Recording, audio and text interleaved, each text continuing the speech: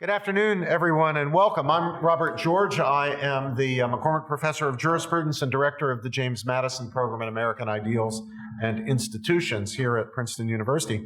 It's my very great pleasure today to welcome you to our the first night of our 2 nights of the 2025 Charles E. Test, MD, Class of 37 Distinguished Lecture Series.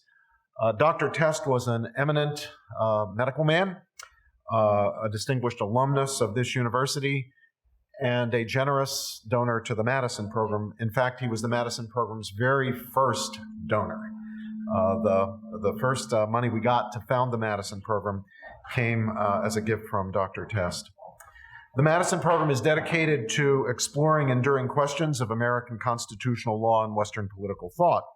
If you'd like to learn more about everything we do, please visit our website at JMP, James Madison Program, jmp.princeton.edu, jmp.princeton.edu, and you can follow us on X. Our handle there is @Madison Program. On our website, you can sign up for our newsletter, subscribe to our Madison's Notes podcast, and learn more about our upcoming events.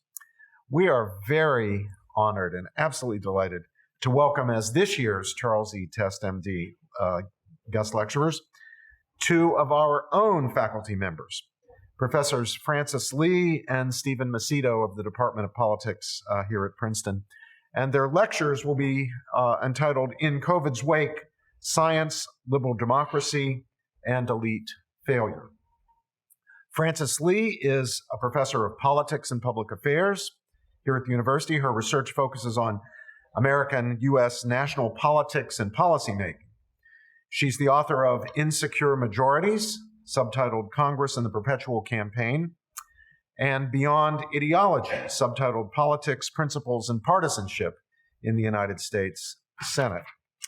She is the recipient of the American Political Science Association's Gladys M. Kammerer Award for the best book on American national policy, and its Richard F. Fenno Prize for the best book in legislative studies.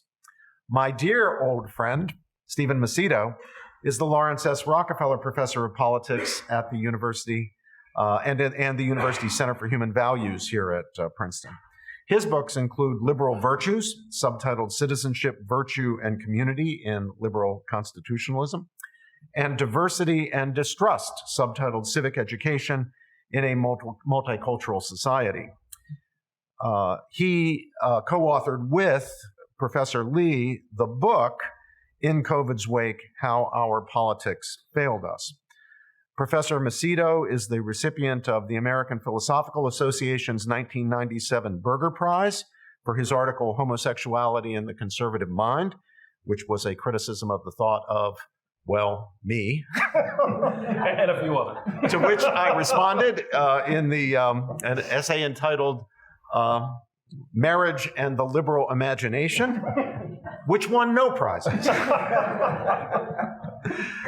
Steve is a member of the American Academy of Arts and Sciences and the American Academy of Sciences and Letters. He's also immediate past president of the American Society for Political and Legal Philosophy and a former vice president of the American Political Science Association.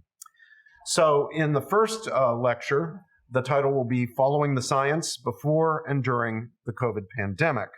Tomorrow's lecture will be here in this same room at 4:30. Please join me in welcoming Professors Lee and Macedo.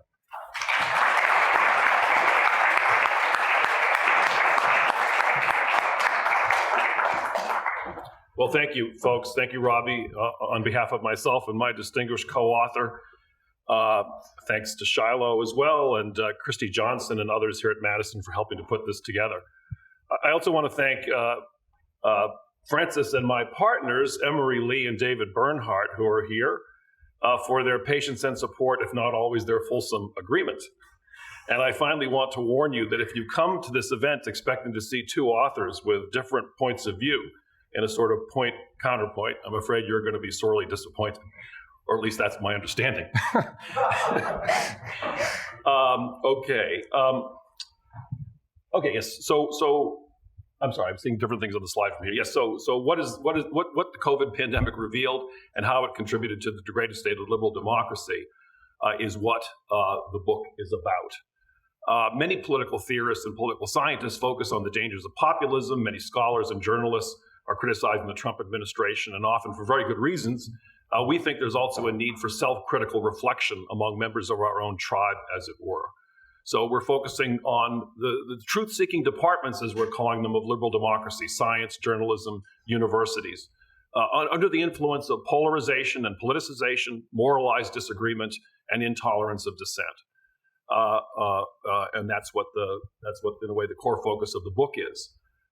So first, some context, and that reflects the increasing association between higher education and democratic partisanship.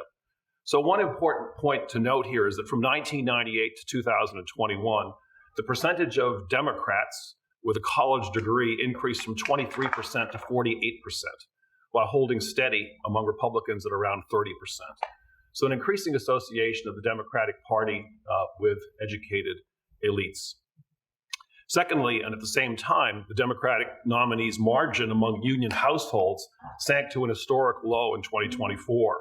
Bill Clinton won those households by 30%, Hillary Clinton by 12%, Joe Biden up to 19%, and Kamala Harris by only 9%. So the Democratic Party, to a greater extent than in the past, has become the party of educated elites. That's some political background. Let's also briefly remember the context of March and April 2020, 5 years ago, as the COVID pandemic first struck. Hospital wards in northern Italy overwhelmed for a time, especially in Lombardy. It's a tsunami, is what people said. Also in New York City was also hit hard, as we all remember, with body bags and makeshift morgues and freezer trucks. And we acknowledge that decisions were made in conditions of fear and uncertainty. By early 2020, 3.9 billion people globally, half the world's population, were living under some form of lockdown. The worst pandemic since the Great Flu of 1918 to 19, and the greatest global crisis since World War II. So of course mistakes were made, and of course we also acknowledge that hindsight is 20/20. Nevertheless, we think we need a comprehensive assessment. The book attempts to provide a comprehensive assessment, and after 5 years we think we need a kind of reckoning for what we did right, what we did wrong, and why.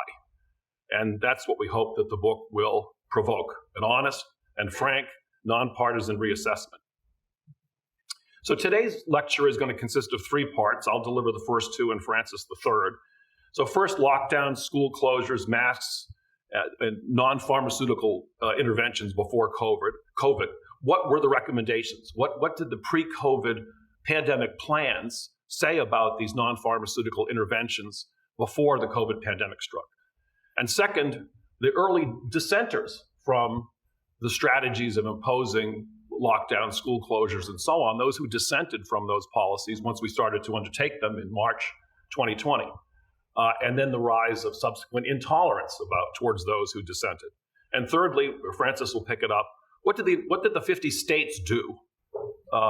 They adopted a range of policies with respect to these non-pharma, quite a wide range, as we'll see. And how did it work out? So that's the agenda for today. So first, the major policy controversy, or a major policy controversy around COVID, were these non-pharmaceutical interventions, or NPIs.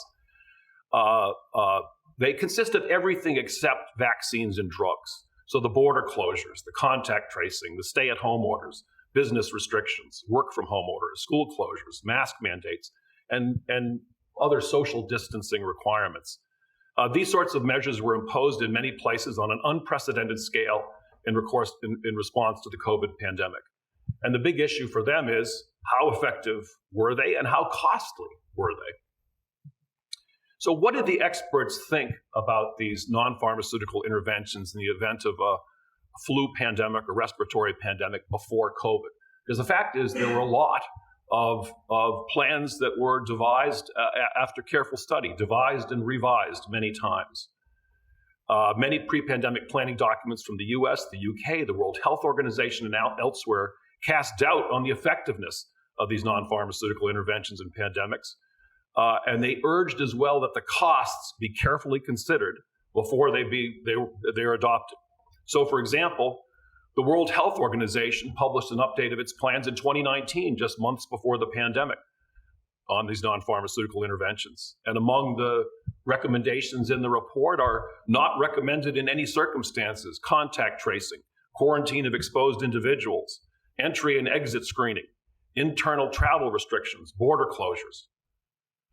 Number two, workplace closure should be a last step only considered in extraordinarily severe pandemics and epidemics and pandemics. The quality of the evidence supporting this recommendation is rated very low. And finally, school closures could have a major impact on the safety, health, and nutrition of children living in lower income families, and so potentially not cost effective. Concluding, school closures raise major ethical issues for families and communities. And then again, finally, from the World Health Organization 2019 report, quarantining of exposed asymptomatic individuals, let alone whole populations, is not recommended. There is no obvious rationale for this measure in most member states. And in the particular case of COVID, its short latency period made these measures, as we will see, bound to be not particularly effective, and only had a latency or incubation period of between 1.8 to 18 days, an average of 6 to 7 days. And in 2020, the COVID tests were taking 5 days to come in, and then that required contact tracing thereafter. In any case, we could say more about that. Johns Hopkins also updated its COVID plans, a major medical research institution, 2019. It's important to communicate to political leaders the absence of evidence surrounding many non-pharmaceutical interventions and the adverse consequences that may follow from them. And many other pandemic plans said similar things, recognizing that there was very little good evidence or no good evidence, an absence of evidence in many cases, to support the effectiveness of these measures, and predicting that they would be costly. So the United Kingdom pandemic plan from 2011, quoting, "It almost certainly will not be possible to contain or eradicate a new virus in its country of origin on arrival in the UK. The expectation must be that the virus will inevitably spread, and that any local measures taken to disrupt or reduce the spread are likely to have very limited or partial success at a national level and cannot be relied upon as a way to buy time." Professor Robert Dingwall, a sociologist in the UK, was a member of this planning group from 2006 to 2011. He concludes, "Close attention was paid to whether we might shut borders, restrict internal travel, shut schools, but we decided these things were unworkable or at worst counterproductive. Sending children home from school could lead to more contact within households." And Dingwall has said, in retrospect about COVID, "We had the right plan for COVID, but we ignored it." Just one other vignette here. In 2019, Dr. Anthony Fauci appeared on an interview program and was asked by the interviewer, what should we do in the event of a pandemic? Should we wear masks? And as soon as he was saying things like that, and as soon as he said mask, Fauci immediately intervened and said, no, avoid all that paranoid stuff. I'm just quoting Fauci here. Do normal, healthy things, eat healthy, don't smoke, don't drink too much, and so on. So he immediately dismissed the effectiveness of that. Okay, we have a whole chapter on pre-COVID pandemic plans, and I could say much more about it, but let us move on. There was another strain of expert opinion that was more friendly to lockdown, school closures, and the whole range of social distancing measures, and more optimistic about the possibility of containing a respiratory virus. And this came from an initiative that was set off by President George W. Bush in 2005. The impetus was Bush's reading during his 2005 summer vacation in Crawford, Texas, of John Barry's The Great Influenza, a study of the 1918 pandemic. Bush initiated a massive planning process. He gave a major address and said in that major address, quoting, "A pandemic is a lot like a forest fire. If caught early, it might be extinguished with limited damage. If allowed to smolder undetected, it can grow to an inferno and quickly spreads beyond our ability to control it." So he believed that measures might be undertaken to bring such a respiratory pandemic under control, and he dedicated $7.1 billion, which was real money back in 2005, for early detection, pandemic preparedness, and planning.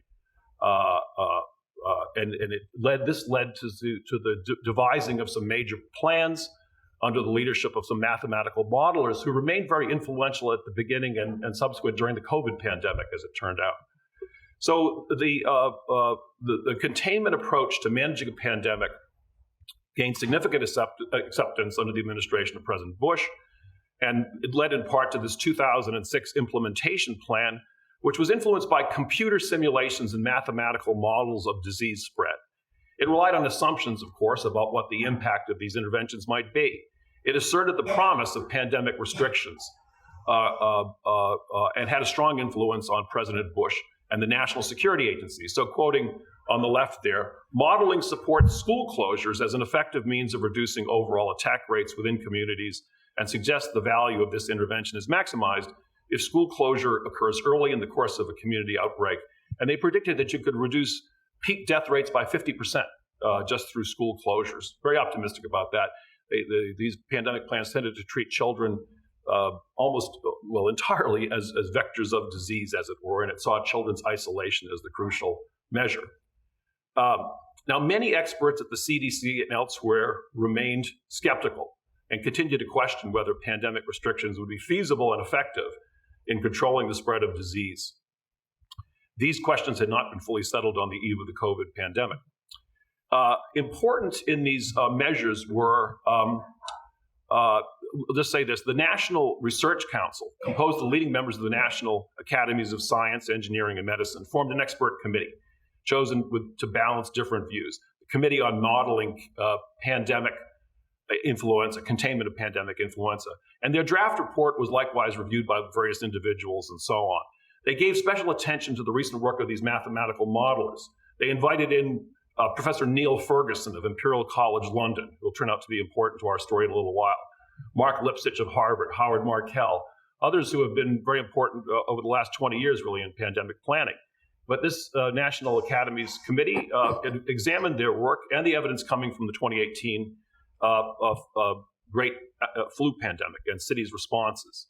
And they were quite skeptical. The committee was led by Dr. Adel Mahmoud, who was a professor here in Princeton in the early 2000s at the policy school, an eminent scientist and disease researcher. And they concluded this, having examined all the evidence.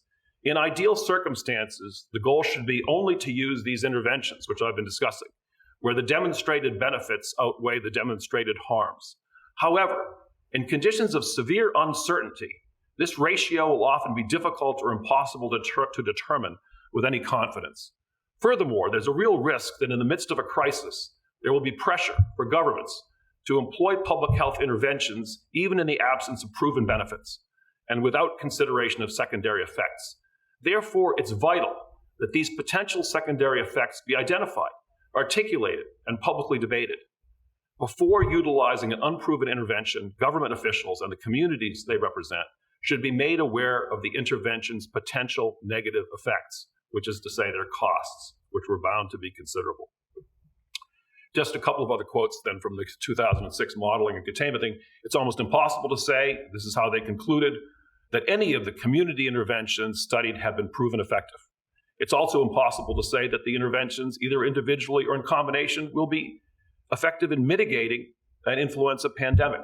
Sorry, they haven't been proven to be ineffective, they haven't been proven to be effective. There's simply a dearth of strong evidence concerning the efficacy of these community containment strategies, or NPIs, which is particularly troublesome given the fact that many of the interventions carry significant economic, social, ethical, and logistical consequences. To a considerable extent, this remains the case, as we will see, an absence of evidence concerning effectiveness. Finally, Dr. D.A. Henderson, who led the effort to eradicate smallpox, also wrote against these mathematical modelers, and he said this: communities faced with epidemics or other adverse events respond best and with least anxiety when the normal social functioning of the community is least disrupted. So the mathematical modelers had their advocates, but we think the balance of opinion seemed to be skeptical with regard, and admittedly the evidence was very limited in support of the efficacy of these measures.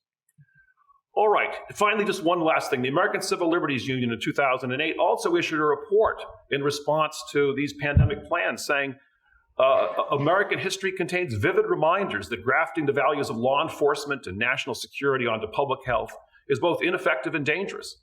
Too often, fears aroused by disease and epidemics have justified abuses of state power.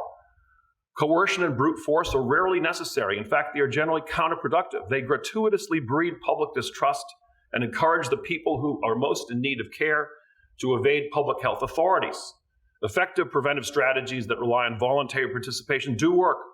Simply put, people do not want to contract smallpox, influenza, or other dangerous diseases. People are likely to engage willingly in any and all efforts to keep their families and communities healthy. And finally, minorities and other socially disadvantaged populations tend to bear the brunt of tough public health measures.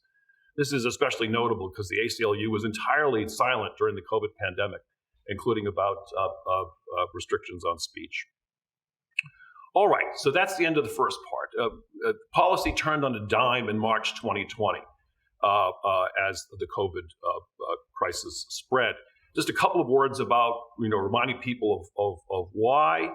Well, a couple of things. The World Health Organization in February 2028 issued a report. They had sent a joint WHO-China mission to Wuhan and Hebei province for a week in February 2020. They spent 6 days in China and then hastily issued a report, this is the left-hand side here, that was a fulsome endorsement of China's severe COVID lockdown strategy.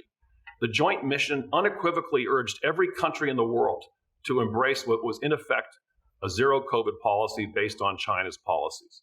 Quoting on the left, the Chinese government locked down cities of 15 million people for a week at a time. Aggressive case identification, extreme social distancing. You could say that again. This can work in any setting, they said. And then in early March, on the right-hand side, the WHO director announced that the death rate among those who had COVID was 3.4%, a shockingly high number and also a wild overestimate. It was based on the percentage of known cases. And of course, the known cases were the people who got sick from COVID, not the people that had contracted COVID and not gotten sick. Only those who had gotten seriously ill were being identified, as is common at the beginning of a pandemic of this sort. The actual fatality rate was, I think, around 0.27 rather than 3.4%, so less than 1/10 of this. That was one factor. And then as well, on March 16th, 2020, Professor Neil Ferguson, who I mentioned before, who was one of the mathematical modelers whose work was examined earlier, issued what was called bombshell report. It's been widely acknowledged to have had a massive influence. It released its report 9, predicting over 510,000 deaths in the United Kingdom, 2.2 million in the United States, and more to follow once he argued there would be multiple collapses of national healthcare systems, many more deaths following from that, absent the vigorous implementation of non-pharmaceutical interventions. Again, Ferguson is an epidemiological modeler and longtime advocate of non-pharmaceutical interventions. He had advocated them in many cases in the past as well. He acknowledged that the cost of lockdowns would be severe and long-lasting, but he did not attempt to estimate those. So next, finally, early dissent and the rise of intolerance. So in March 2020, if we go back, there were a few weeks when a lot of people pushed back against the lockdown strategies, and I'm just going to mention a few of them. Professor Greg Gonsalves from the Yale School of Public Health, we'll see him again later. March 2nd, 2020, he published an open letter. He was the lead author. It had 800 plus public health scholars sign it, arguing that mandatory quarantines, regional lockdowns, travel bans, etc., have large social costs, disproportionately affect the most vulnerable segments of our communities, repeating the things that had been said in the pre-COVID plans. And again, saying voluntary self-isolation measures are more likely to produce cooperation, protect public trust than coercive measures, which are more likely to spur evasion. People are being told they can't go to work if they test positive. If you're a working class person, you need your job, you're liable not to get tested. So that was Gonsalves. And there were a bunch of others. March 2020, former CDC Director Tom Frieden, writing in Vox, March 16th, we must consider the huge societal costs of closing schools against what may be little or no health benefit.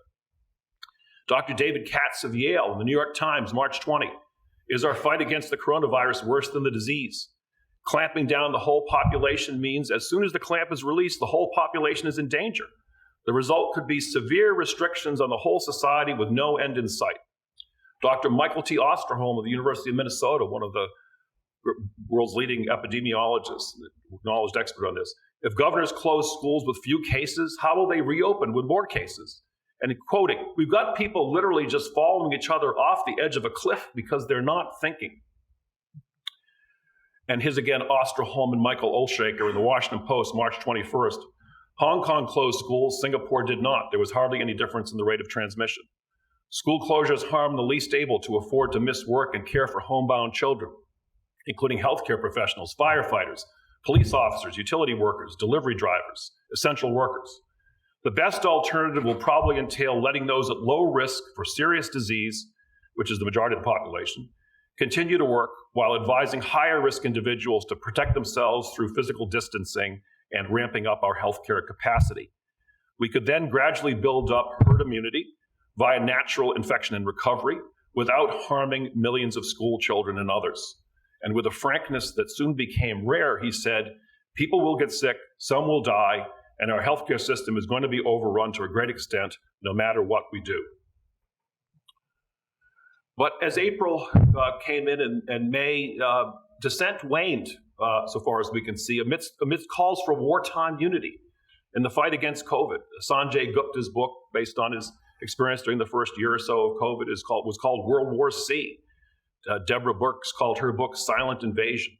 The COVID committee report is called Lessons from the COVID War, COVID Crisis Group report. The Harvard Safra Center coordinated and published the first nationwide pandemic plan under the leadership of Danielle Allen. They called for extraordinary wartime unity. They mustered the support of the Rockefeller Foundation, New America Foundation, Santa Fe Institute, even the sort of center libertarian Niskanen Center, arguing for test, trace, and supportively isolate to suppress the virus. The American Enterprise Institute, a more conservative foundation, issued a plan that was very similar, endorsing the lockdown strategies. And Harvard's Siddhartha and Whale, two scholars who published a white paper with Harvard, they speculated that we need at least millions and possibly hundreds of millions of tests per day to keep it was utterly visionary at that time. We were doing tens of thousands of tests a week by at this point probably. So it was hopelessly ambitious. And in any case, as I said before, because of the short latency period, testing was not likely to be effective. So tolerance to dissent waned over the summer and fall 2020. Exactly why is something we could talk about. But to illustrate this, I'll just mention the authors of the Great Barrington Declaration, including Jay Bhattacharya, who spoke here in this room. Was it last fall or last spring? I forget now, yes. And Dr. Martin Kulldorff of Harvard, Sunitra Gupta of Oxford, three very eminent scientists who emphasized, just as the pre-COVID plans did, the cost of the lockdowns and school closures, their unlikeliness of being effective. And they argued for the preferability of an alternative strategy of focused protection, as we saw Dr. Michael Osterholm and others did in March, just a little bit before. But this is October 4th. So they said, quoting them, the most compassionate approach that balances the risks and the benefits of reaching herd immunity is to allow those who are at minimal risk of death to live their lives normally, to build up immunity to the virus through natural infection and recovery. While better protecting those who are at highest risk, we call this focused protection. They emphasize the cost of school closures, of the many medical tests and procedures that would be postponed, people getting cancer screenings and so on, the ill health effects of business closures, and rates of depression, and the many costs for school children. This statement got thousands of signatories, Nobel Prize winners, etc. It advocated something more like Sweden's strategy. But the reaction was not, well, let's entertain this, let's question our assumptions, let's think about whether we're pursuing the right course, let's debate the proposition. Rather, the response of National Institute of Health Director Francis Collins emailed Anthony Fauci. We now have many emails that have been gotten from Freedom of Internet. The proposal from the three fringe epidemiologists seems to be getting a lot of attention, and even a co-signature from Nobel Prize winner Mike Leavitt at Stanford. Leavitt. There needs to be a quick and devastating published takedown of its premises is underway. And Collins then reported to the Washington Post, this is a fringe component of epidemiology. This is not mainstream science. It's dangerous. I should emphasize that Francis Collins, head of the National Institute, is the biggest health funder in the world by far. $45 billion in health funding, dwarfs every other agency. So when he speaks with a lot of clout behind him. And he did indeed mobilize quite considerable vehement opposition to the Great Barrington Declaration. Greg Gonsalves, once again, who seemed to be saying very much the same sorts of things that the Barrington people were saying in October. He was saying them back in March.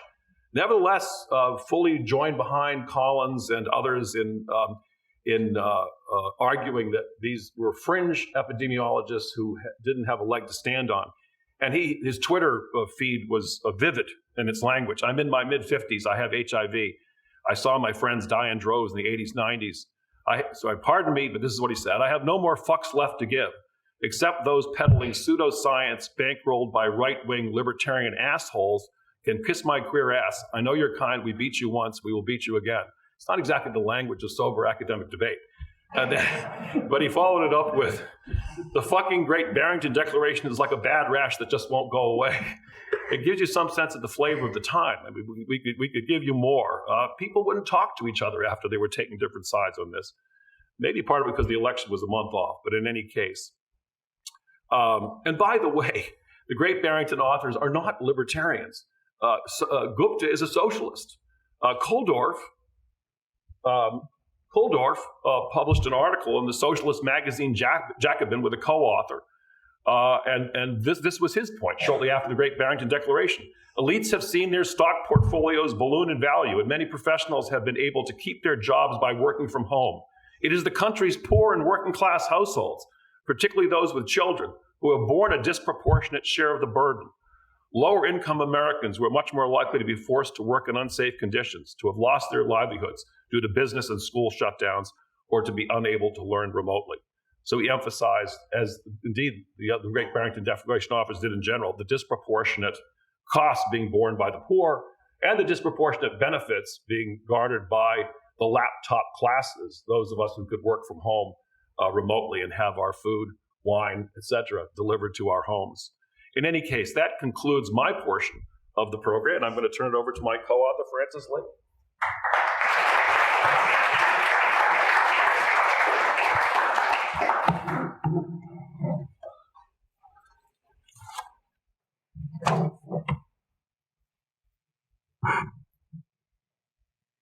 Now, during the pandemic, there were many important policy actors, but the most important were the nation's governors. The federal government possessed limited authority to impose measures to limit the spread of disease within states. State governors, however, retained the full range of police powers in this area. During the crisis, governors would decide when, whether, and how to impose and to lift pandemic restrictions. The governors had to make decisions amid high levels of uncertainty. None had personal experience governing during a pandemic. The most recent pandemics of notable severity had occurred in 1957 and 1968, each estimated to have resulted in more than 100,000 deaths in the U.S. During these pandemics, public health authorities recommended no efforts to slow the spread of infections, such as restrictions on travel or assembly or commerce. Extending back, however, to the pandemic of 1918, some cities and localities in the U.S. had imposed closures and restricted gatherings in efforts to slow the spread of disease. But pandemic policy then was a matter for local officials rather than a policy problem that was handled on a statewide or a national basis. If the governors looked to the scientific literature as it existed in early 2020, they would have found little certainty about what, if anything, would work. Steve has discussed this uncertainty with respect to the competing views among pandemic planners. In spring 2020, the CDC posted on its website the findings from a review of the available evidence about non-pharmaceutical interventions, such as face masks, hand hygiene, and ventilation. And it reports that we did not find evidence to support a protective effect or a substantial effect on transmission. The study concludes by emphasizing the uncertainty around what would work. Much of that uncertainty was rooted in the fact that, quote, the mechanisms of person-to-person transmission in the community have not been fully determined, meaning that they didn't know how respiratory diseases, precisely how they spread, either by aerosols or by droplets or by surfaces. You might remember all of this rehashed throughout the COVID pandemic. This uncertainty was known in the scientific literature before COVID. Amid the crisis and the uncertainty, governors looked to federal officials for guidance. The most visible clearinghouse for information was the White House Coronavirus Task Force. No clear direction emerged until March the 16th, when, in the wake of the Ferguson report, the Imperial College report, the administration issued recommendations that in states with evidence of community transmission, governors should close non-essential businesses and all places where people congregate, including schools. Pandemic policy in the U.S. was not initially party polarized. There were only slight partisan differences in how governors approached the pandemic initially, but those differences expanded over time. 42 governors issued stay-at-home orders. Even though 7 governors, all Republicans, did not issue stay-at-home orders, all but one state, South Dakota, imposed broad business closures. At the time these measures were imposed, they were hugely popular, garnering the approval of 87% of all Americans, including big majorities in both parties. The variation emerged as governors made decisions about lifting pandemic restrictions. As some states reopened while other states remained closed over the balance of 2020, there was often a crazy patchwork of different policies in different states and regions. This carried over into early 2021. There were even travel guides, so you could look and see what you could do in various states. You could go skiing in this state, but you couldn't go skiing in that state, and so on. A lot of different rules as reopening took place. Looking at the patterns in stay-at-home orders, Republican governors were slightly more hesitant to issue them than were Democrats. So this shows the number of days elapsed after the first order. California was the first state to issue a stay-at-home order. And you can see that Democratic governors were a little bit faster than Republican governors on average in how quickly after California they issued a stay-at-home order. About 3 weeks of variation across from the first state to the last state, which was South Carolina. The variation in the lifting of the stay-at-home orders was a lot greater. On average, these stay-at-home orders stayed in place for 50 days. States with Democratic governors kept the orders in place for 73 days on average, while those with Republican governors maintained them for just 28, so just a month. Every state closed its public schools in March 2020. A school district in Washington state was the first to close on March the 5th. By March 25th, all public schools in the United States, serving more than 50 million students, were closed. Nearly all would stay closed for the rest of the 2019-2020 school year. Only Montana and Wyoming would see some schools reopen in spring of 2020. There was very wide variation in how quickly schools reopened. As we saw in the previous graph, stay-at-home orders tended to be lifted in about 6 weeks. At that same time, restrictions on adult society were largely lifted over the course of summer 2020, meaning that businesses, including those involving public gatherings such as restaurants and bars and indoor and outdoor entertainment, were permitted to reopen almost everywhere. In August and September 2020, schools also reopened in the South and in the Mountain West. But in other regions, they largely stayed closed. In fact, nearly half of public schools were still closed in March of 2021, a full year after their initial closure. The length of school closures strongly correlates with states' partisan lean, as gauged by the 2020 presidential vote. The more Democratic the state, the longer the school closures. Note that the y-axis here covers the whole range from schools being fully open, such as Wyoming, Arkansas, and Florida, to fully closed, such as Washington, D.C., and Maryland, and the West Coast states, including Hawaii. So wide range. These data were collected by a private firm, Burbio, widely cited in among news media outlets. Surprisingly, federal agencies did not collect data on the extent to which schools were open or closed to in-person instruction.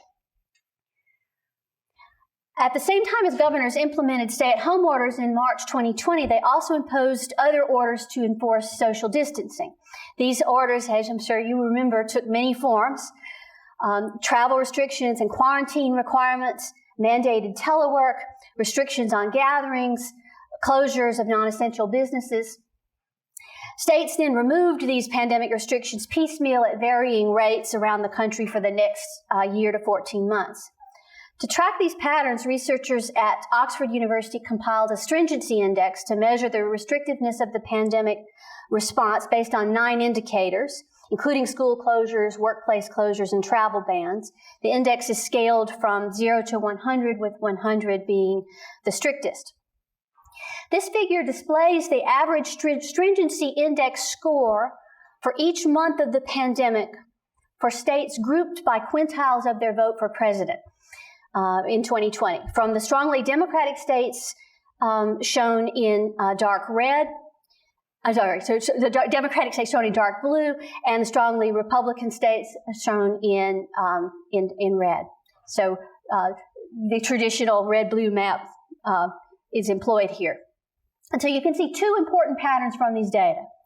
First, at any given point throughout the whole pandemic, no matter what was happening with respect to waves of the virus from state to state, the states stay well sorted in the stringency of their COVID restrictions, with Democratic states always more stringent than Republican states.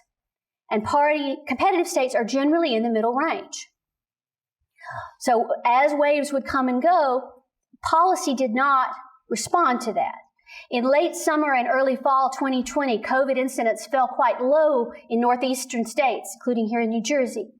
And meanwhile, they surged in the Sun Belt. But you never see pandemic policy less restrictive in northeastern states than in Sun Belt states, not even when the Sun Belt is undergoing a wave and when the Northeast is undergoing a lull. Second, COVID policy is not responsive to pandemic conditions. The worst COVID wave, in terms of death and disease, occurred in winter 2020. So it was December 2020 and January 2021. But all across the country, policy was less restrictive in winter 2020 than it was in the spring of 2020. Every state carried out a mass vaccination campaign paid for by federal dollars. But there was markedly higher acceptance of vaccines in Democratic-leaning states than in Republican-leaning states. The bivariate relationship here is remarkably robust by social science standards. It's a R-squared of 0.76. This bivariate relationship is probably has more to do with demand at the individual level than with any differences in how states were administering their vaccination campaigns. If anything, the process in Democratic states was more gated and cumbersome, and it tended to take longer for Democratic states to open up vaccine availability to all adults than it did in Republican states where, well, demand was less. So they opened up to all adults faster. But polls from the very earliest days of the vaccine rollout showed that Democrats were more eager to get the vaccine than were Republicans. So what happened? How did the states fare? Did this variation in pandemic restrictions across the states and in vaccination uptake affect the outcomes from the pandemic? This figure displays cumulative COVID mortality per capita for each month of the pandemic in states grouped by partisan lean, just as the previous data that I displayed on the stringency of COVID restrictions over time. But as you can see, by the end of our time series here, by January 2023, Republican-leaning states had suffered mortality rates nearly 30% higher than Democratic states. However, if you examine COVID mortality across the period before vaccines became available, there's no meaningful difference between red states and blue states, between Republican states and Democratic states. Across the first year of the pandemic, that's when there was the patchwork of variation in the stringency of COVID restrictions around the country.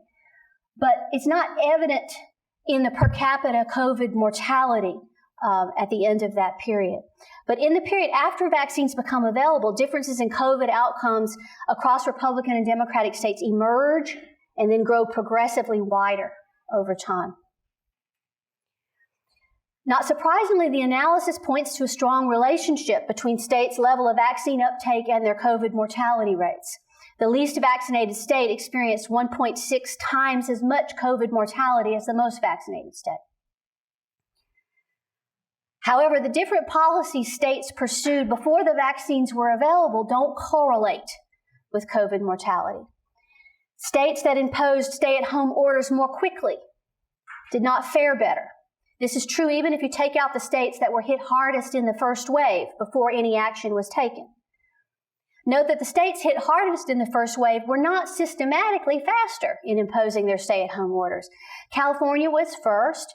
Ohio, Indiana, Washington, and Oregon were all among the first movers, and none of those were states that were especially hard hit in the first wave. Keeping stay-at-home orders in place longer also does not correlate with better outcomes. There were many news reports at the time states started reopening about how epidemiological models were projecting dire outcomes from reopening. The Washington Post even published an interactive feature where you could gauge how many people would be infected if restrictions were lifted now, or if they were lifted in 2 weeks, or if they were lifted in a month. But viewed over the whole period before vaccines were rolled out to the adult population, there's no systematic relationship between the length of stay-at-home orders and COVID mortality in this scatter plot at all. And if you remove the outlier states with especially long stay-at-home orders, it still doesn't affect the relationship. There's no evidence that states that kept schools closed longer fared better in COVID outcomes than states that reopened more quickly. As Steve mentioned, the pandemic planners who were most optimistic about the use of NPIs placed particular emphasis on school closures. The idea was that schools hosted an unusually large number of in-person contacts that would drive disease spread. In April 2009, in the Obama administration, at the time of the outbreak of the H1N1 swine flu, school closure was one of the first measures that an advisor recommended to President Obama. That recommendation was rejected.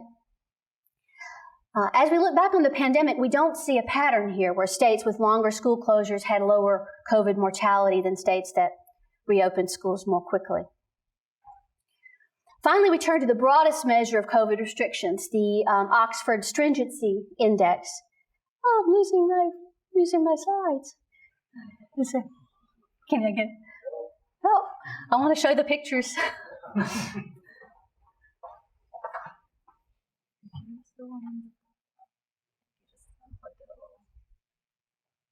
Thank you. Got it.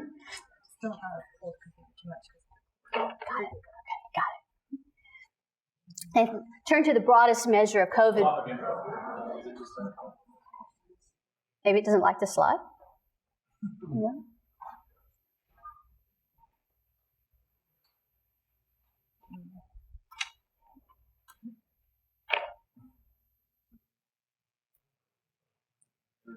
Thank you. All right. So we don't see that states imposing more stringent COVID restrictions fared better than states with less stringent COVID restrictions on average over the whole pandemic. Now, it's important to acknowledge that you can't conclude from these scatter plots that non-pharmaceutical interventions don't work. A proper reading here is simply that the observational data that we have don't allow us to reject the null hypothesis. In other words, we still just don't have good evidence that they do work.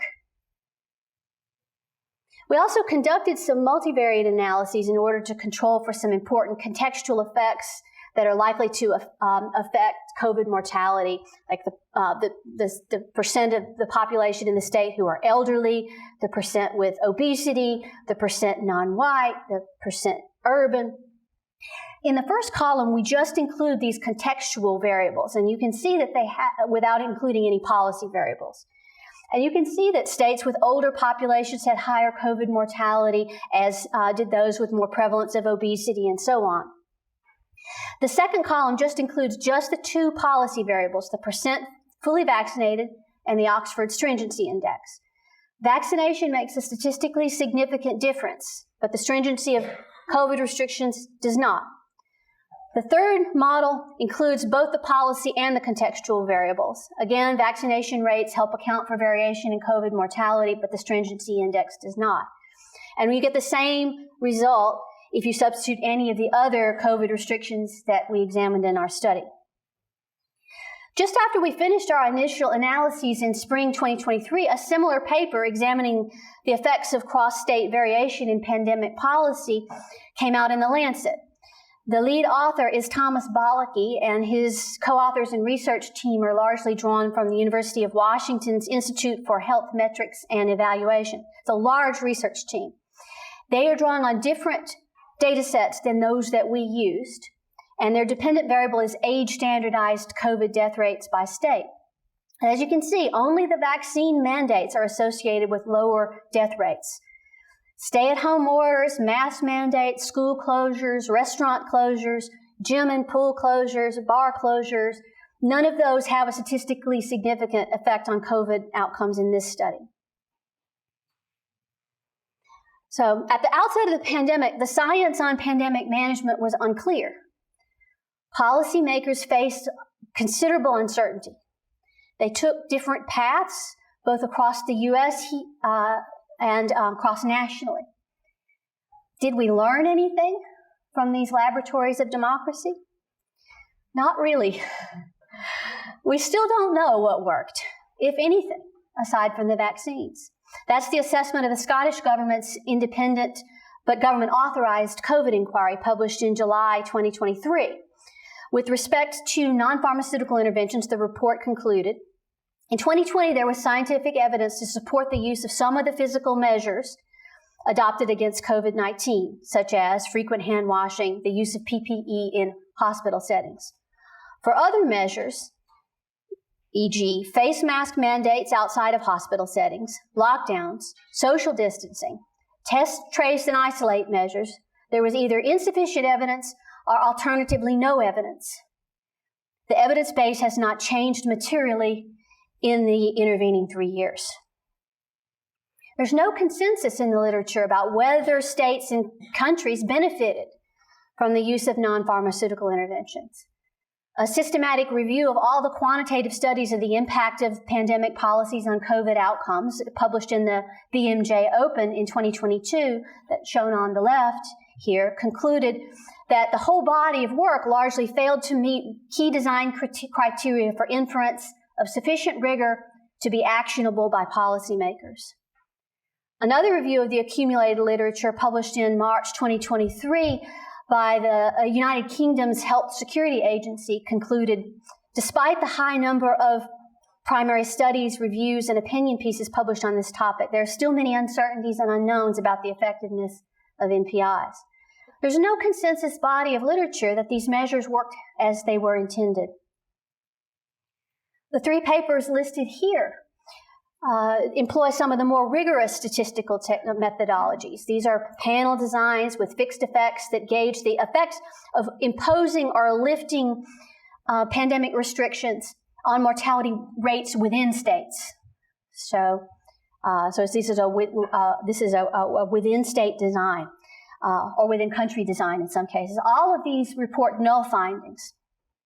A number of studies have found that Sweden had the lowest rate of excess deaths in Europe, even lower than its Nordic neighbors. This table is from the most recent study we found, an Italian study published last summer in the Lancet Regional Health Europe.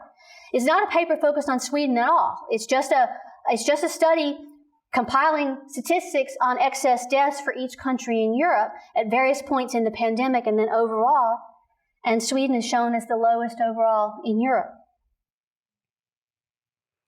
The situation is similarly ambiguous on the political front.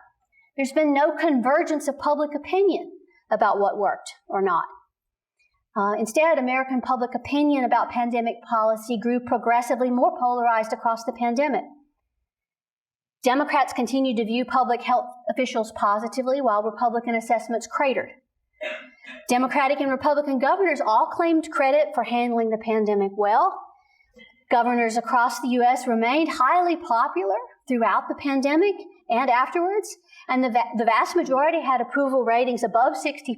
And any president would love to see approval rating that high. And they were largely vindicated by their voters. In addition to Newsom and DeSantis, governors associated with every position on pandemic policy resoundingly won re-election in 2022. So we hope that by now the title of our lecture, Following the Science, takes on a bit of additional irony. Tracing the history reveals that the science of pandemic management was profoundly unsettled before the pandemic, and it remains so now. Prior to the pandemic, there were competing views on appropriate policy. No Western pandemic plans available at the outset of the COVID pandemic recommended the sweeping measures that were imposed. Stay-at-home orders affecting whole states or countries had never even been contemplated.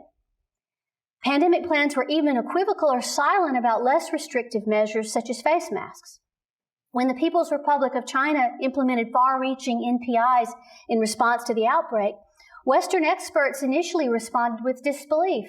There were critical voices, many of whom Steve quoted. But after cases in Wuhan fell following the lockdown, there was a rapid policy cascade across the world, and an elite consensus hardened around a whole-of-government, whole-of-society response that aimed to sever human contacts to the maximum feasible extent. This was said to be following the science. After this initial reaction, different states and political jurisdictions began to go their own way, reopening at various paces. Since the pandemic, very little consensus has formed about how to interpret it. Politicians taking every type of approach were reelected. They all took victory laps for handling the crisis well. Little cross-party consensus has formed about what was done right, what was done wrong, what went well, what went badly. Research after the pandemic, drawing on variation that exists observationally, has failed to generate any consensus about how to handle a similar crisis in the future. So we are left in much the same uncertainty that prevailed at the start of the pandemic. Steve.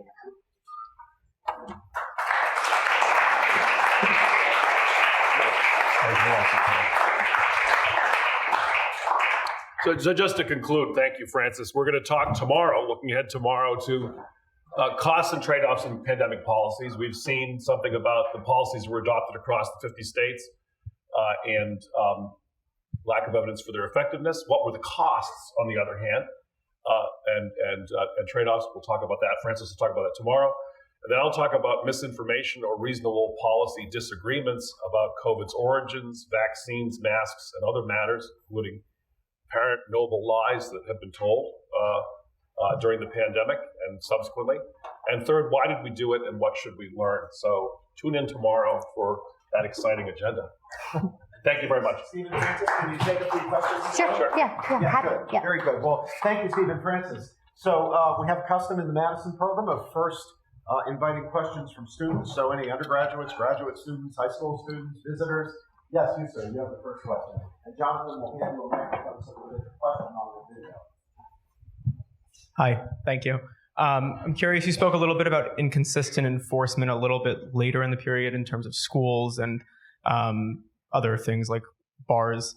I'm curious also earlier on that summer, there was inconsistent enforcement as far as I remember when it came to Black Lives Matter protests. And I wonder if you have any perspective on that, if we have any knowledge of the decisions that went into that. Was the consideration because those protests were so important it overrode the public health implications, or was there sort of an implicit understanding that those public health considerations were not as serious as they were thought or said to be? I mean, they took place outside. That's all I can say. We don't spend a lot of time digging into the disparate responses to the protests and other matters. I mean, I think you're right about that. politics might have something to do with it, depending on the states. But we don't spend a lot. It's a good question, and we don't really discuss that much in the book. Well, with respect to the question of enforcement, we did look at what the literature has to say about variation in compliance with COVID restrictions around the country. That tends to correlate also with partisanship. That democratic individuals, democratic jurisdictions saw higher levels of compliance than Republican individuals and jurisdictions. So that shouldn't cut against the policy, because the compliance behavior reinforced and stacked on top of the variation in policy terms. So if anything, that sort of raises additional questions about the effectiveness of these measures, that even though democratic states and democratic people complied more vigorously with wearing masks, and mobility studies, cell phone mobility studies also show that they stayed at home more, that we don't see much of an effect in terms of COVID mortality. Students, any other student questions? Do you see one there, Steve? I'm not seeing a hand up. If not, the floor is open, and I know Professor Kelly has a question. Thanks. Really interesting. Brought back lots of memories. A question about one of Steve's early slides. You made a big point of telling us how the Democratic Party has become more college educated and less union. There's another slide. And I was wondering, I didn't quite get, I invite you to be explicit about, I clearly thought, there's all kinds of political significance and so on, but in this context, why you made a point of telling us that. What do you have? I can think of all kinds of things. Is it that because the laptop class suffered less, that they were more, ready to have lockdowns go on longer? But what did you have in mind? I clearly thought this was significant by noting that. It's a good question, and we'll talk more about this on the next one. There definitely was a class bias, I think, in burdens and benefits among the disenfranchised children and older people and so on as well, tended to bear the burdens disproportionately.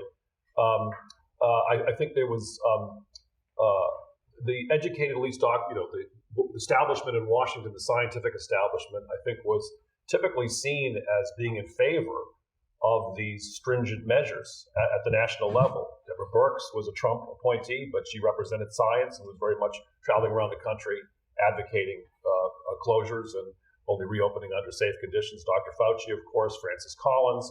So you've got the scientific establishment coming out against the great Barrington people, criticizing Republican states for their irresponsible behavior, seeing images of kids going to the beach and so on during the summertime or over spring break. So I think the scientific establishment seemed to be coming down on the side of these measures, and clearly it was a strong partisanship, and the other side was condemned as not following the science. To follow the science was to listen to the elites who were telling us what to do. Democrats got strongly behind that for the most part, and Republicans, some of them complied actually. Ohio was the first to lock down and so on. But they developed more skepticism about it, and so I think for many educated elites, and I think we think for many academics, there's been an unwillingness to examine these questions critically, an unwillingness to follow up, because the critical questions of the sort that we're asking are seen as criticizing a scientific establishment that's under threat, under partisan threat at the moment, and the questions have been politicized in that way, and in a way that I think influences educated elites, in part because of their tendency to so strongly identify these days with one party rather than another. So there's a lot. I think there's a lot going on there, and multiple dimensions to it. Scholar of bias, it'd be interesting to talk more about it and hear more of what you have to say. But I think there's I think that those are among the. Steve, I'm wondering if that's in line with historical examples. I'm thinking, for example, of eugenics and our colleague Tim Leonard's book on the way the progressive movement fell into line with eugenics when it was presented as scientific orthodoxy. The lobotomies matter, same thing. Academics fell in line with that. It was only later that these became discredited. I wonder if it's just an elite, especially an academic temptation. That's quite possible. I don't know that work particularly well. I'm not going to mention that there's a paragraph in John Rawls where he endorses a certain kind of eugenics. So I think he's thinking about voluntary. I think he's thinking about genetic screening. I think is what he has in mind. Not nothing. But that's a plausible kind of analogy. And it's this idea that educated elites have a kind of groupthink of their own. We will talk about that tomorrow. That's not entirely new either. And indeed, we'll talk about some work tomorrow that sees elites as sharing various kinds of typical group-based biases that goes along with being members of an expert class. I do think also progressives have a proclivity to believe that society can be engineered to achieve desired outcomes, and that there's a through line that we could draw between the early 20th century progressive ideas around eugenics and the idea that we could manage this as almost like the way you could manipulate those computer simulations that gave rise to the Bush era pandemic plans. I see some common themes. It is interesting, though, that even libertarians, we mentioned the American Enterprise. That was interesting, yeah. Libertarians like Tyler Cowen, were very skeptical about the Great Barrington people, very sympathetic to the lockdowns and so on. Niskanen was there with the Harvard people and so on. So it was the libertarian establishment also seemed to operate more in a way as part of the educated elite in some sense, rather than as libertarians. Interesting. Wow. Yes, there's a question, right? Christy has a microphone for you. There you go. So, as I understand it, is this on? So, yeah. As I understand it, you're saying that vaccines are the major thing that cause lower mortality. But did any of the studies that you looked at, or did your work look at not just mortality, but the increase in sickness, not just long COVID, but the cost of sickness, how many people were sick, not just how many people who died, and how that played out within the different states and within the different ways of coping with COVID pre-vaccine? Look at that. We don't have good data sets on sickness. We have data sets on hospital utilization. I'll talk some about that if you're able to come tomorrow. But the reason why we used COVID mortality as our outcome variable is that's data we can have good confidence, reasonably good confidence. It's not perfect, but better confidence in mortality than any other outcome indicator. And it should correlate with the others to the extent that the measures work. Or that was our thinking. I'm not aware of any research that shows that the sickness data. I don't even know of good cross-state sickness data, but there are studies that will give you like a population estimate, but not variation across jurisdictions. Because this is very difficult to measure. I'm not aware of research that would cut against the findings that we presented.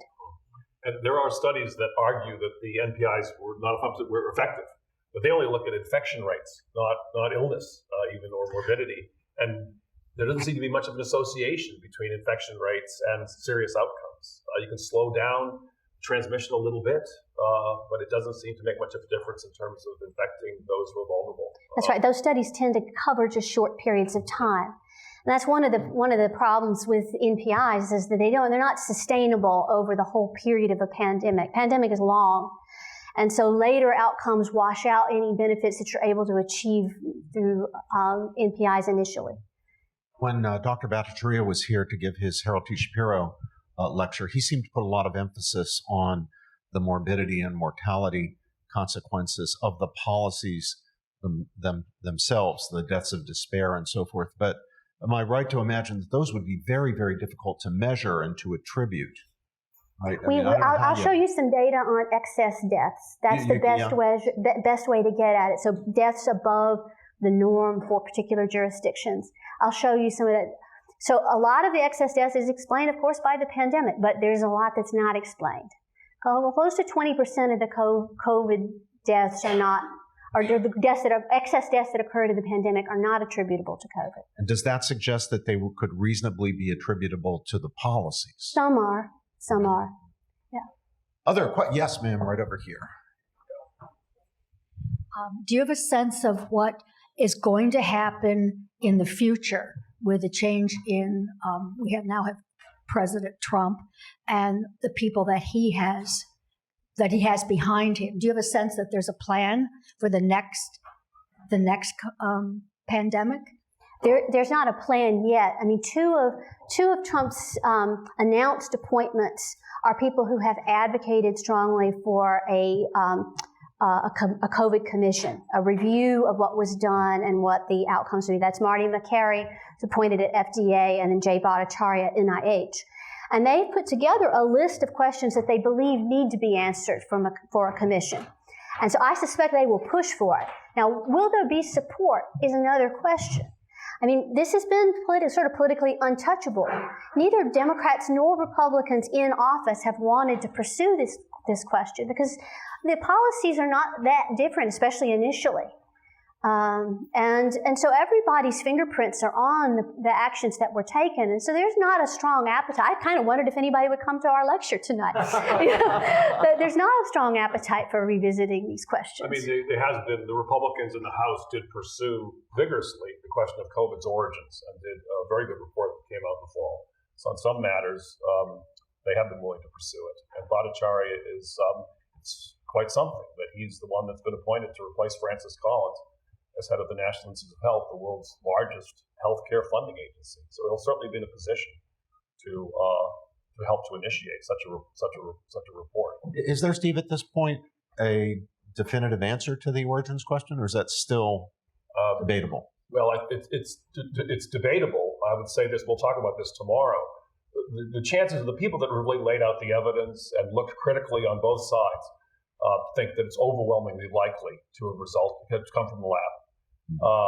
The people that are still defending the natural origin in a pangolin or a raccoon dog from the market, Wuhan the wet market, are not responding to critics. We'll talk about this a little bit tomorrow. Not only are they not responding to critics, but an article that came out in Nature just a few days ago makes the argument that the evidence is increasingly likely for a natural origin. And they only quote people who are on the record and co-authors of one another, and some of whom have lied on the record. So it's actually kind of unbelievable, an unbelievably unbalanced piece that just appeared in Nature a couple of days ago. How does that get through the review process at a place like Nature? It's unbelievable, but one of the things that we think very strongly, and we found ample evidence of it, probably piece to Tom's questions, is that scientific journals have been extremely biased on these questions. There are emails between editors. Something else was just published on this recently. There are emails between editors and scientists with findings that are considered, favorable of natural origin or outcomes that they want. And they say, we're going to put this on a fast track. We're going to put it on fast track. Don't you worry.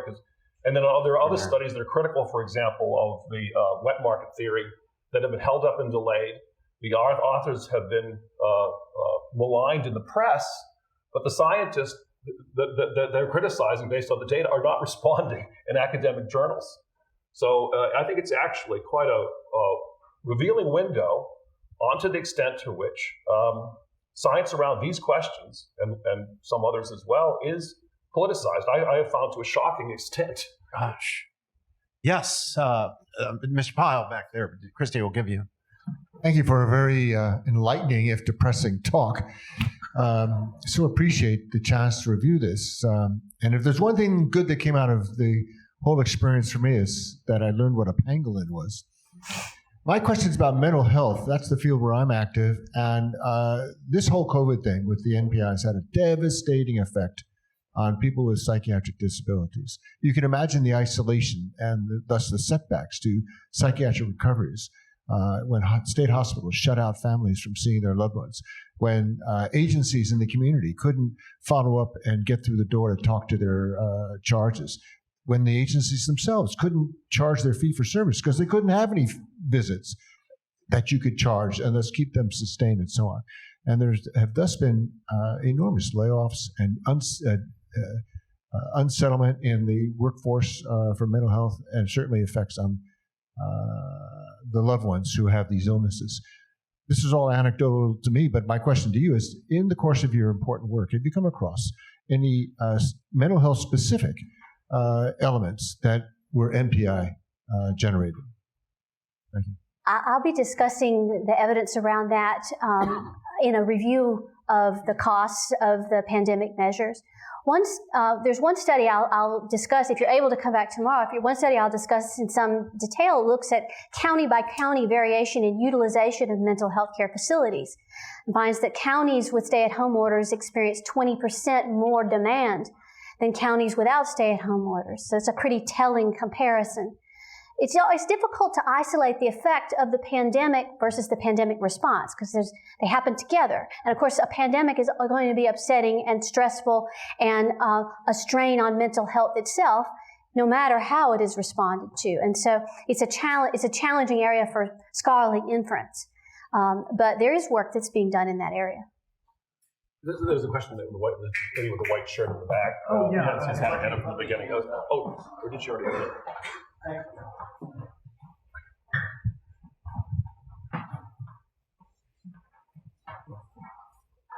Thank you for your thought-provoking presentation. I really enjoyed it. I was just wondering that towards the end, you showed that there was some reckoning around the ineffectiveness of the NPI policies, but I wonder if there was reckoning around the costs. So, I mean, while there's less consensus around that whether these policies are ineffective, it seems to be the case, but I wonder if the costs, where there's much more consensus that these NPIs did enforce, costs, particularly school closures. So was this discussed? I mean, are we facing the reality that there are costs to these policies, maybe if there's not very clear benefits? And I wonder if that could be used to kind of force this discussion further, or could, be useful in the future, that we focus on the costs also of these policies, not just the effectiveness or the ineffectiveness of these policies. So we'll be discussing the costs more tomorrow. What I would say was, with respect to the question of reckoning costs, I don't think public health is reckoning with the costs. There's reckoning that's happening in the education field or in the mental health field or in a whole range of areas where they're discussing what the effects of the pandemic response were, but I haven't seen work in public health. I think this is very painful, because of course these measures were taken by well-meaning people who were demonized, and in many cases who faced threats on their life. And so your heart has to go out to them in the situations they're in, but the costs are severe, and so we need to come to terms with that. But it's not going to be easy for people in public health to do it. Let's see. How about right over here? Yes, you said. Thank you. I was wondering if you can talk a bit about the psychology going on around March of 2020. Just to confirm, you're stating that there was a consensus prior to that NPIs were ineffective, and that statement was put out by major health organizations, and that was the consensus. But something happened in March. Now, I know personally, I watched 2 movies about contagion, and I got all scared. I remember reading things about the Ebola virus and the horrors there. What happened there where it changed? And then you said that the mortality rate was the highest, I believe, in the winter of 2020-21. It seems to me that probably fed into the psychology of lockdowns too, because that was the height of the deaths. So tell me what people did wrong, in those 9 months. So what would you have done if you were governor in December of 2020, knowing the data that you knew then? Would you have done anything differently? Well, let's go to the summer of 2020, after we'd had several months, and some schools had reopened, and we could have been seeing what the results were. I mean, Ron DeSantis invited in Jay Bhattacharya and some others, experts, listened to their evidence, and insisted that schools in Florida be reopened in the fall. There were many places that reopened schools in the spring, Europeans were reopening their schools. Swedes didn't close their schools. There would have been plenty of evidence available to look at. And certainly as 2020-21 school year went on, there would have been plenty of evidence to look at. So various things happened, and it's complicated. There's no question that the messaging around COVID, we have clear evidence of this in the UK, was designed to instill fear in people. Because it was felt that many young people were not sufficiently afraid, because objectively speaking, healthy people in their 20s, 30s, 40s, and so on were at extremely low risk from COVID, no more so than from the flu. So in the UK, for example, we have emails from the recommending agency to the BBC saying, we need to ramp up the fear level here with respect to young people, because they're being lulled into complacency by the low morbidity rates in their demographic. This then licensed a campaign of misleading claims being made. And we'll talk about this a bit more tomorrow, including the claim that was advanced over the summer that getting COVID and recovering from it did not contribute to immunity. The World Health Organization changed the definition of herd immunity over the summer to say that it comes from vaccine, period, not from vaccine and natural infection and recovery. Since vaccine only mimics the effect of natural infection and recovery, it's a totally unscientific thing to say. But they were saying it to discourage people, to encourage people. Knowing it's false? Knowing it's, I think they have to have known it was false. There was no evidence to support that claim. And they changed it over the summer. And then when there was pushback, they changed it back in December. But without any explanation, and certainly without any evidence changing. And that's really an egregious one, because lots of people got COVID and recovered. And they were denied the comfort of knowing that they had some immunity. And they were denied the opportunity to help other people, because they had Rand Paul volunteered in hospitals, because he being a doctor, he knew he had some immunity after getting COVID and recovering early on. So I think there were lots of things. Look, it was bad virus. It was the worst pandemic since 1919 to 1918. But there was a lack of sober thinking. But who do we pay to do the sober thinking around these things?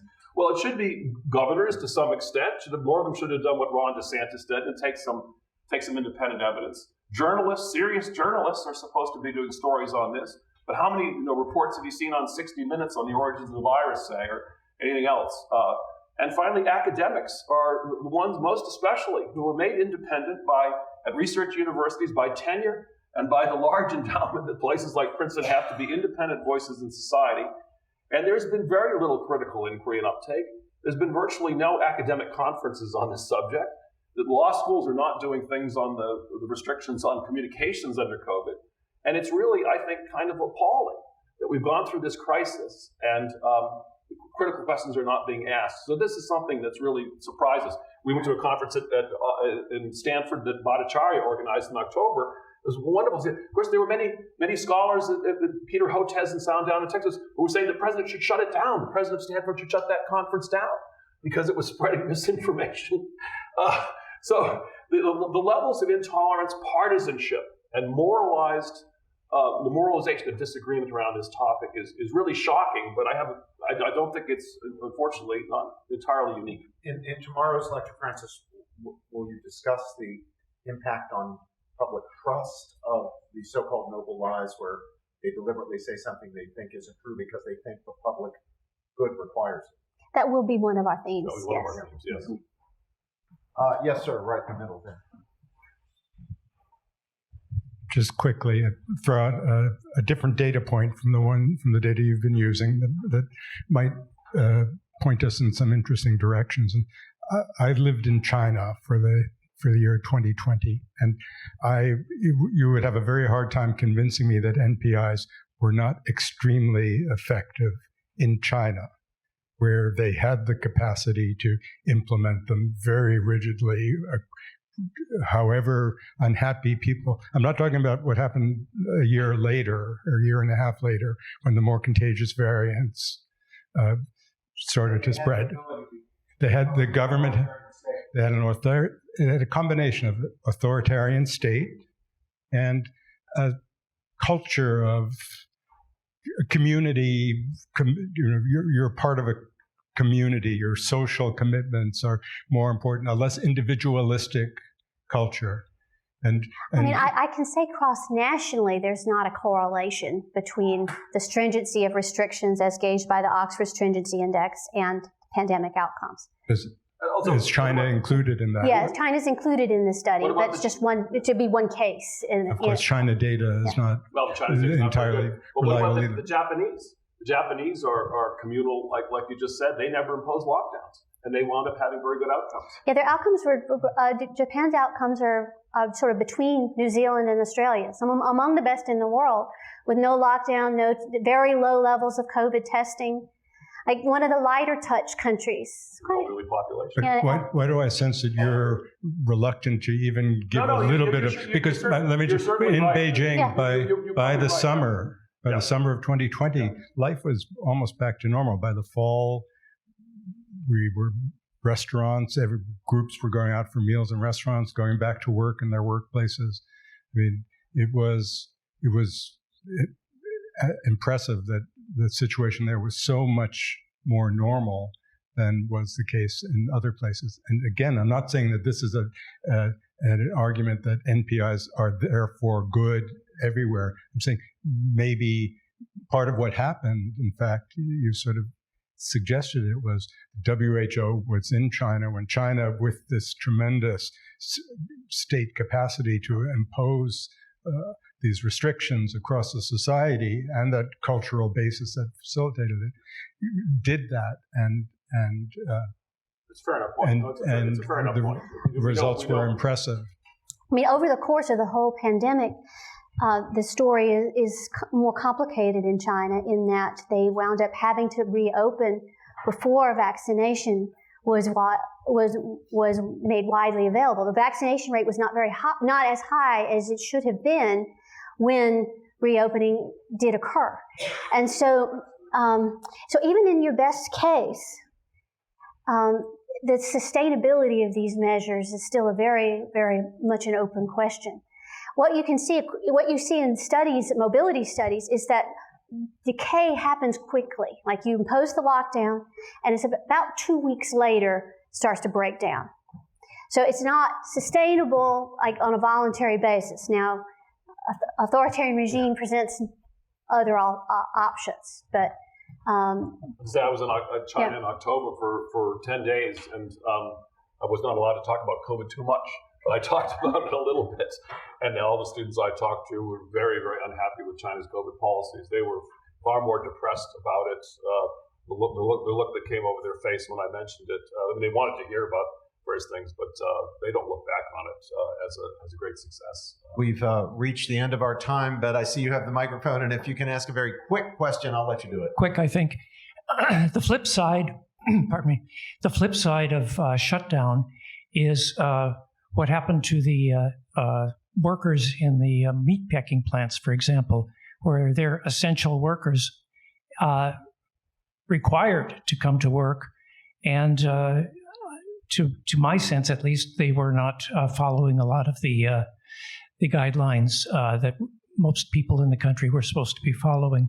Do you have data on that, or conclusions on that? We don't have data on it, but it's something we spend a good bit of time reflecting on with respect to the COVID pandemic. That, you're talking about 35% of workers had to keep working on the job through the pandemic.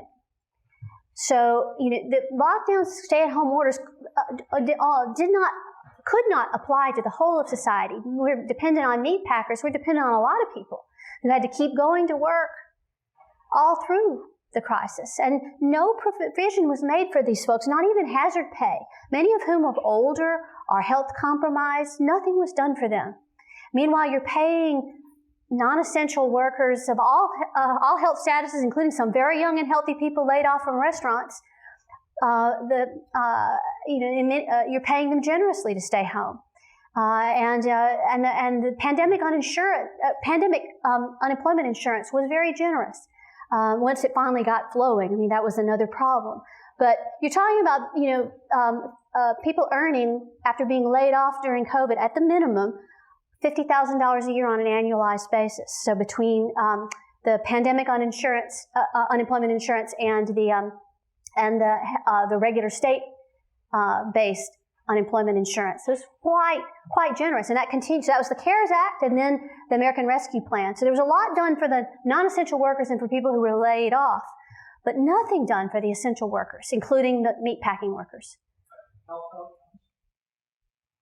I mean, there's studies that show that essential workers suffered higher rates of disease and death. Yes, as you might expect. And it's not a mystery why. They were out there on the front lines. Professor Kelly mentioned that your talks brought back memories, and they certainly did for me. And my most vivid memory was during the height of the lockdowns. And I decided I would take a walk into town. And Princeton was a ghost town. And I remember I was walking up in that area of St. Paul's Church and the old rug store and the Jimmy Stewart Theater and the Thomas Sweets ice cream shop. There was nobody, not a soul in sight, but there was a single fox walking right up Nassau Street, pretty as you please, right in the middle of the road. Those are my memories. We still have them around. Yeah, we do. There's not left. Well, tomorrow we have lecture number 2 about noble lies and public trust and lots of other things. Please do gather again tomorrow, this room, 4:30. And now please join me in thanking Professor Lee and Professor Barrington.